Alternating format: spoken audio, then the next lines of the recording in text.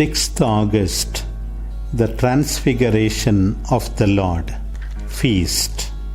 A reading from a sermon of Anastasius of Sinai on the Feast of the Transfiguration. It is good for us to be here. Jesus revealed this mystery to his disciples on Mount Tabor. In their company, he had spoken of the kingdom and of his second coming in glory. But perhaps they remained uncertain about the kingdom which he had announced. Now, to lead them to firm and profound faith and draw them by means of present events to believe in things to come, he manifested himself in glory on Mount Tabor, giving them a divine revelation, a foreshadowing of the kingdom of heaven. It was as if he said, "So that you may not fall into disbelief as time goes by. Now, at this moment, there are some standing here who will not taste death before they see the Son of Man coming in the glory of his Father." To show that it was well within Christ's power to do what he willed, the evangelist says, "After 6 days, Jesus took with him Peter and James and John his brother, and led them up a high mountain apart. And he was transfigured before them, and his face shone like the sun, and his garments became white as light. And behold, there appeared to them Moses and Elijah talking with him." These are miracles. These are the miracles of our present feast. This is the mystery which is now accomplished on the mountain for our salvation. For it is this celebration, this feast of Christ, which has brought us together here today.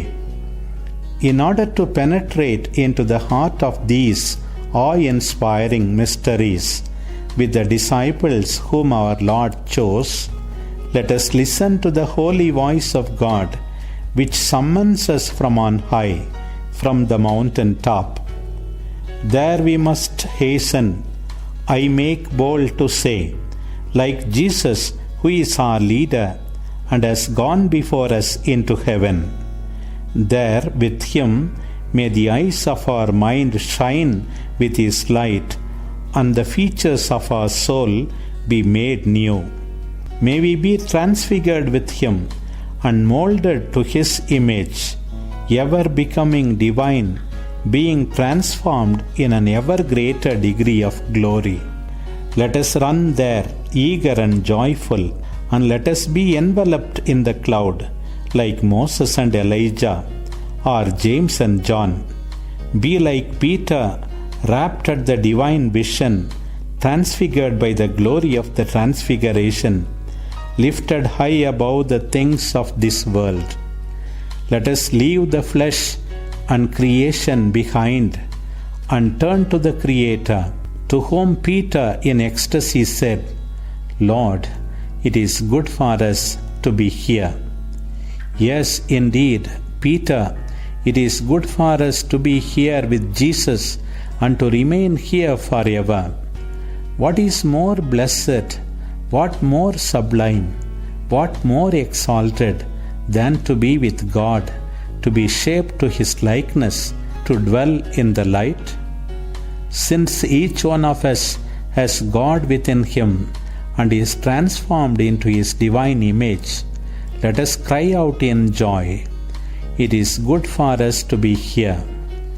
For here all is light and joy and happiness and bliss. Here the heart is at rest, in peace, serene. Here we behold Christ our God. Here he comes to dwell with the Father, and as he enters, he says, "Today salvation has been brought to this house." Here with Christ are the countless treasures of eternal blessings. Here are the beginnings of the age to come. Here we see it reflected as in a mirror.